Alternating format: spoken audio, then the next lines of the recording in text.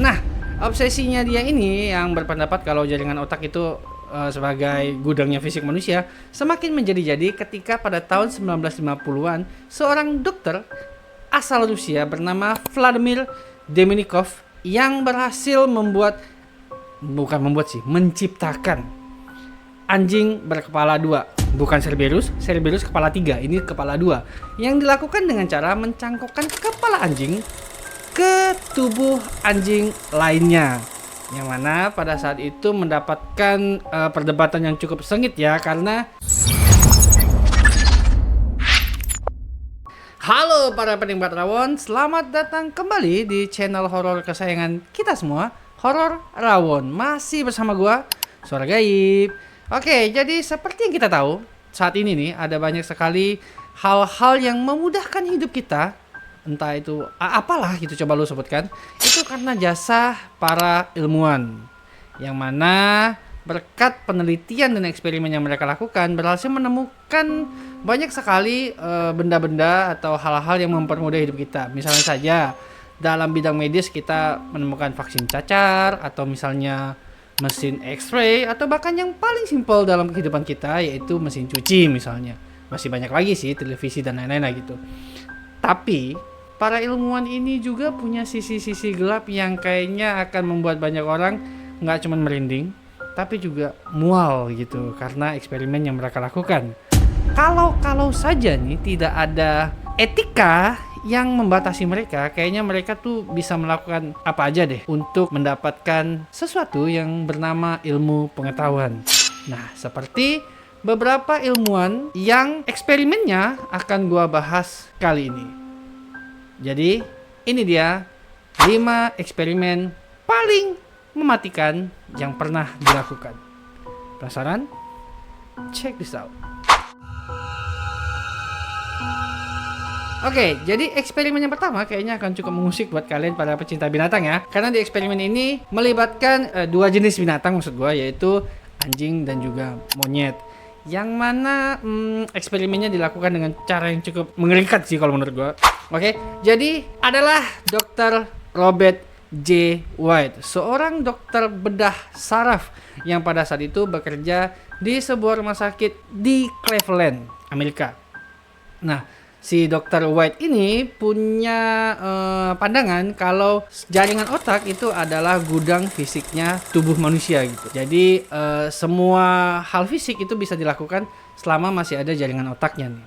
Dan hal tersebut ngebuat dia pada prosesnya mendapatkan julukan ilmuwan gila. Nah, obsesinya dia ini yang berpendapat kalau jaringan otak itu sebagai gudangnya fisik manusia semakin menjadi-jadi ketika pada tahun 1950-an seorang dokter asal Rusia bernama Vladimir Deminikov yang berhasil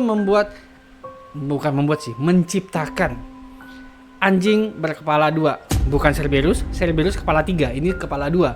Yang dilakukan dengan cara mencangkokkan kepala anjing ke tubuh anjing lainnya. Yang mana pada saat itu mendapatkan perdebatan yang cukup sengit ya, karena secara etika itu sangat tidak etis untuk dilakukan. Tapi hal tersebut malah dianggap sebagai sebuah tantangan oleh Dr. White, yang mana dia melakukan berbagai cara agar dapat menyaingi si Dr. Vladimir Deminikov ini. Dan setelah beberapa tahun melakukan penelitian, akhirnya pada tahun 1965, Dr. White melakukan sebuah eksperimen yang menurut gua cukup gila karena dia memasangkan 6 otak anjing ke leher anjing yang masih hidup. Gila nggak tuh? Dan dia juga ngeluarin otak monyet. Ini monyet nih. Otaknya dikeluarin di luar tubuhnya dan dibuat berfungsi selama 12 jam di luar tubuhnya. Yang mana seharusnya itu tidak mungkin dilakukan. Hingga puncaknya pada tahun 1970 atau 5 tahun kemudian, Dr. White memasangkan kepala monyet dengan spesies rhesus ya, ke tubuh primata yang sudah nggak ada kepala. Tidak disebutkan ya primatanya apa, entah itu monyet atau orangutan atau apa, nggak disebutkan. Tapi primata yang pasti. Dan dalam pengakuannya, yang paling susah itu menyambungkan tulang punggungnya. Ya gila sih. Nah, si Dr. White ini berhasil membuat monster ini yang tidak jelas spesiesnya ini bertahan hidup selama 9 hari. Dan selama 9 hari itu, si monster ini bisa melihat, bisa mendengar, dan bisa merasakan layaknya makhluk hidup lainnya. Karena eksperimennya yang dianggap tidak etis ini, dan mungkin dari beberapa dari kalian juga udah mulai marah-marah nih.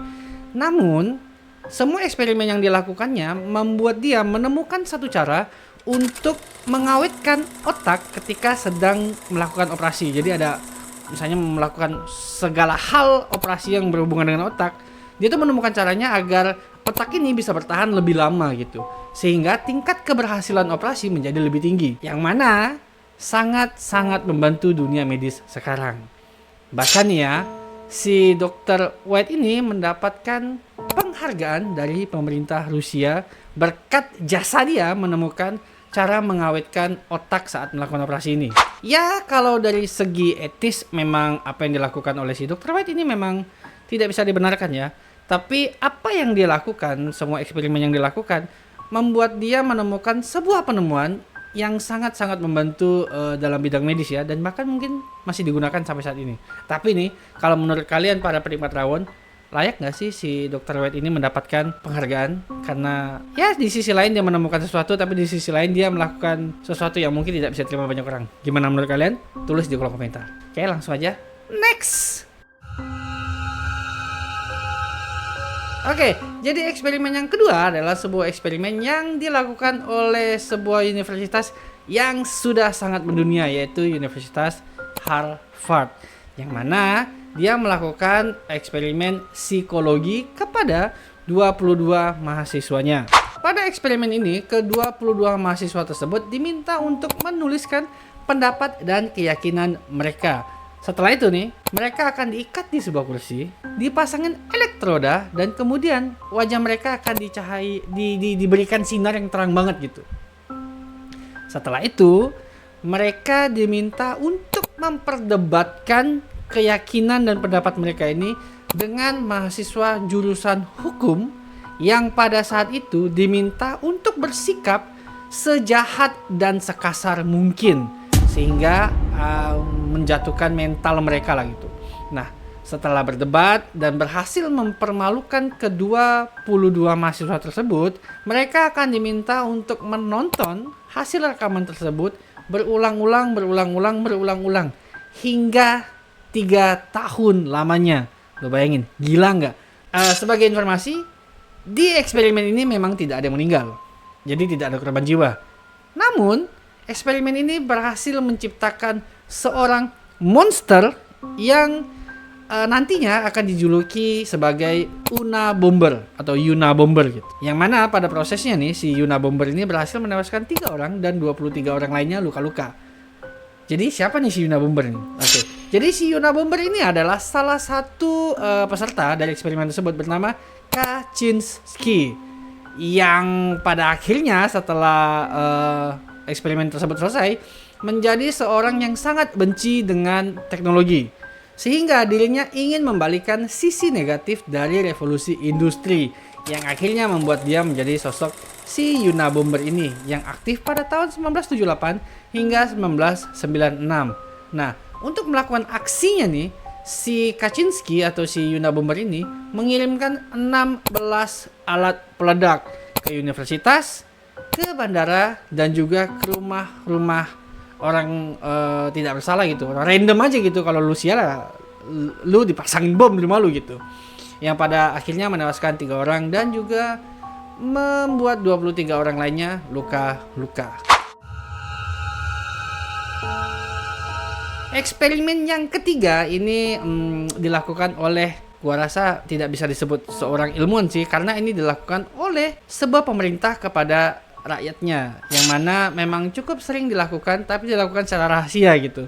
Seperti halnya dengan operasi yang dilakukan oleh pemerintah Amerika, militer Amerika kepada warga San Francisco yang bernama Operasi Sea Spray yang dilakukan pada tahun 1950. Operasi Sea Spray ini sendiri dilakukan dengan tujuan untuk mengetahui kota-kota mana saja yang menjadi rentan kalau misalnya terjadi serangan biologis. Militer Amerika juga ingin tahu kalau ada serangan biologis, kira-kira agen biologisnya ini bisa menyebar sejauh mana melalui udara. Dan untuk melakukan eksperimen ini, Angkatan Laut Amerika kemudian memutuskan untuk mencemari udara dari kota San Francisco. Ya, kalian tidak salah dengar. Mereka memutuskan untuk mencemari salah satu kota mereka sendiri yang mana menurut gue cukup gila. Dan untuk mencemari kota San Francisco ini udaranya, Angkatan Laut Amerika kemudian memilih sebuah mikroba bernama Serratia marchescens. Nah, gue tulis di bawah ya, mana tahu gue salah baca kan. Yang mana dianggap tidak berbahaya dan punya pigmen berwarna merah sehingga mudah untuk dilacak. Setelah mikroba atau bakteri yang akan disebarkan sudah terpilih nih, Angkatan Laut Amerika ini kemudian pergi ke lepas pantai dan menyemprotkan bakteri ini selama 6 hari berturut-turut dan dengan jumlah bakteri atau mikroba hingga jutaan.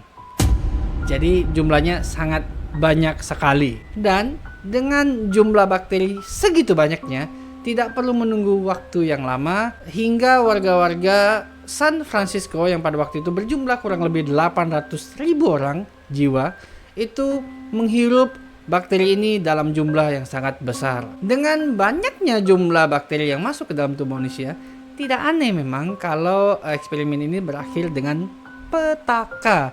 Karena setidaknya ada 11 infeksi saluran kemih yang banyak diderita oleh warga San Francisco. Tidak hanya itu saja, menurut majalah Smithsonian, ada satu warga San Francisco bernama Edward Nevin yang meninggal dikarenakan komplikasi jantung dan diyakini disebabkan oleh bakteri yang sudah disebarkan oleh Angkatan Laut Amerika ini. Tapi nih ya, boro-boro minta maaf, pemerintah Amerika yang udah tahu kalau eksperimen atau operasi sea spray yang dilakukan ini sudah makan korban dan salah, malah melanjutkan operasi ini ke kota-kota lainnya sebanyak 239 kali. Hingga akhirnya pada tahun 1969 diperintahkan untuk dihentikan oleh presiden yang menjabat saat itu, yaitu Richard Nixon. Yang mana mungkin saja bisa dilakukan terus jika tidak ada perintah dari presiden tersebut. Dan operasi sea spray ini sendiri baru muncul di publik, baru diketahui publik itu pada tahun 1976 atau kurang lebih 20 tahun setelah operasi tersebut dilakukan.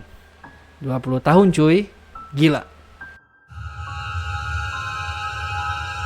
Oke, eksperimen yang keempat ini ada hubungannya dengan penyakit. Nih, jadi kalau misalnya nih ya, gue coba nanya deh sama lu pada para penikmat rawon. Kira-kira penyakit apa sih yang paling berbahaya di dunia? Pasti banyak dari kalian akan jawabnya kanker, tumor, atau dan lain-lain gitu. Tapi tahu nggak sih kalian ada satu jenis penyakit yang sebenarnya memakan korban cukup banyak setiap tahunnya, tapi jarang dibicarakan. Tahu apa nama penyakitnya? Malaria. Ya, penyakit malaria ini memakan korban yang tidak sedikit, tapi sangat jarang dibicarakan. Karena biasanya malaria itu terjadi di daerah-daerah yang cukup terpencil lah gitu, bukan di daerah-daerah kota gitu. Untuk memberikan kalian gambaran seberapa berbahayanya malaria ini, gue akan kasih kalian data dari World Malaria Report yang disusun oleh World Health Organization yang disusun pada tahun 2020 silam. Dalam laporan tersebut disebutkan kalau setidaknya ada 241 juta jiwa yang terinfeksi dengan penyakit malaria. Dan lebih dari 70.000 orang yang udah terinfeksi dengan malaria meninggal dunia. Yang mana korbannya biasanya itu anak-anak di bawah 5 tahun. Bayangin guys, 241 juta orang. Jumlahnya itu udah hampir kayak banyaknya orang-orang yang hidup di Indonesia gitu, penduduk Indonesia. Dan masih banyak dari kita yang menyepelekan penyakit ini.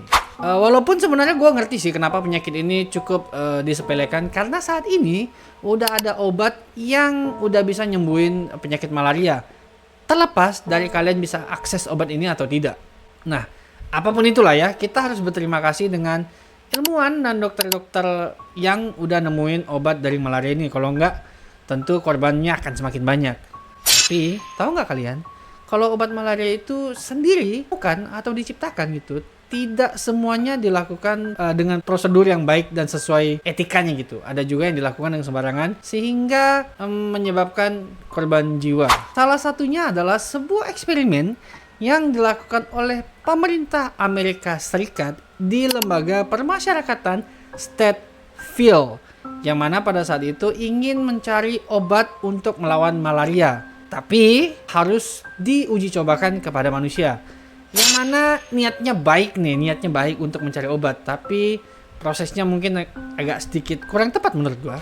Nah, mereka kan membutuhkan manusia untuk eksperimen ini, sehingga mereka memutuskan untuk menggunakan jasa orang-orang yang menjadi tahanan di penjara Illinois, yang mana para tahanan ini kemudian diiming-imingi akan mendapatkan pemotongan masa tahanan jika mereka menjadi sukarelawan.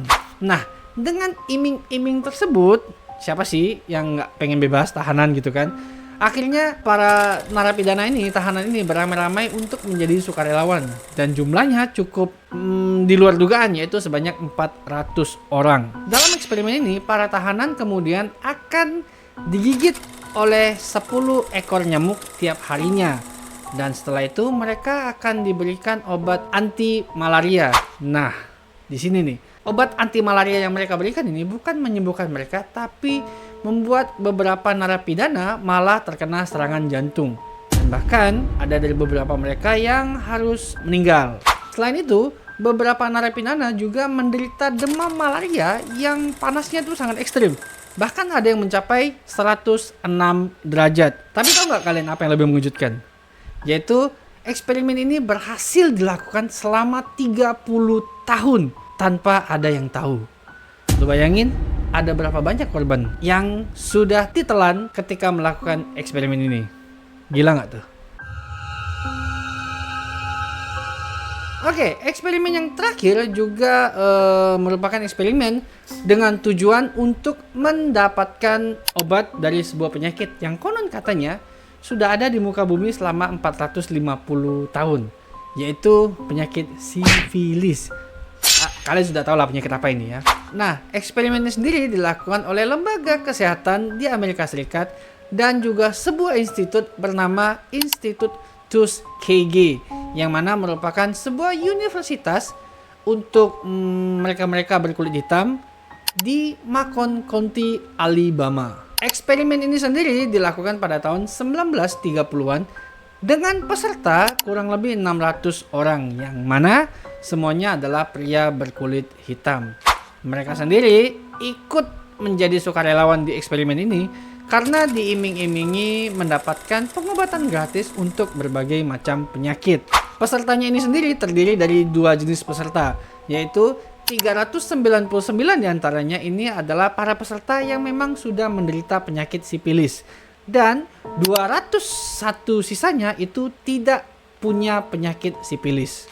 Para penyelenggara eksperimen ini sendiri mengatakan kepada para sukarelawannya kalau mereka hanya akan menjalani eksperimen selama 9 bulan. Tapi molornya nggak tanggung-tanggung. Yang harusnya 9 bulan jadi 40 tahun. Wow.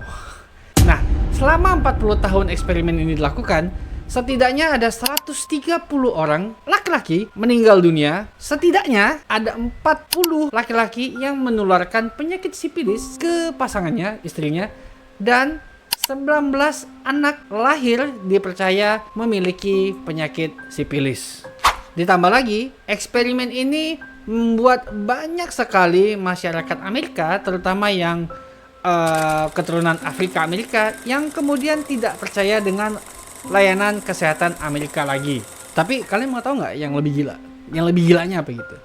Yaitu seharusnya angka atau korban yang gua sebutin tadi itu sebenarnya bisa cegah atau bahkan ditekan atau bahkan tidak terjadi sama sekali. Karena pada tahun 1940-an sebenarnya para ilmuwan ini tahu kalau penisilin itu sangat efektif untuk menyembuhkan sifilis, tapi tidak diberikan. Kenapa? Karena menurut mereka dengan memberikan penisilin akan membuat penelitian mereka terganggu gitu. Jadi mereka kan ingin mengobservasi penyakit ini jadi apa nih kalau kita nggak kasih obat gitu. Sehingga kalau dia ngasih penisilin ini bisa batal nih. Jadi ya walaupun mereka tahu para sukarelawannya ini udah parah, tetap tidak mereka berikan obat sehingga terjadilah korban tersebut dengan 130 meninggal, 40 menularkan kepada istrinya dan 19 terlahir dengan penyakit tersebut. Eksperimen ini sendiri berjalan cukup lama seperti yang gua kasih tahu di depan, berjalan selama 40 tahun lamanya hingga tahun 1972. Akhirnya eksperimen ini terungkap ke publik. Tapi walaupun eksperimen ini sudah terungkap ke publik, pemerintah Amerika tidak melakukan banyak hal untuk minta maaf dan lain sebagainya lah gitu. Hingga berpuluh-puluh tahun kemudian pada masa pemerintahan Presiden Bill Clinton menyatakan atau meminta maaf atas nama Amerika. Jadi dia sebagai presiden meminta maaf kepada para korban atas nama Amerika karena eksperimen yang sudah dilakukan ini. Dan Presiden Bill Clinton mengharuskan lembaga layanan kesehatan yang sudah melakukan eksperimen ini untuk membayarkan uang sebanyak 9 juta dolar atau setara 136 miliar kepada para korban. Nah, itulah dia 5 eksperimen rahasia mematikan yang pernah dilakukan di dunia. Menurut gua sih kita memang harus mengucapkan terima kasih kita kepada para peneliti, ilmuwan, dan para penemu yang mana memang udah melakukan banyak hal lah ya untuk mempermudah hidup kita, dan bahkan beberapa penemuan mereka itu menyelamatkan nyawa kita, kayak obat-obatan itu sangat membantu sekali itu. Namun kalau menurut gua akan sangat tidak elok kalau penelitian mereka ini dilakukan dengan melanggar kode etik dan norma, apalagi sampai menghilangkan nyawa seseorang dengan cara ditipu atau bahkan dipaksa. Tapi para penikmat rawon, menurut kalian gimana? Apakah kalian punya pendapat yang berbeda dengan gua? Silakan, it's fine. Baik-baik saja, tidak ada masalah. Tulis pendapat kalian di kolom komentar. Oke, jadi sekian dulu video gua kali ini. Buat kalian yang suka dengan video gua kali ini, jangan lupa buat like, share, dan subscribe. Jangan lupa untuk mengikuti semua sosial media Horor Rawon. Linknya ada di deskripsi. Dan gua Suara Gaib. Ciao.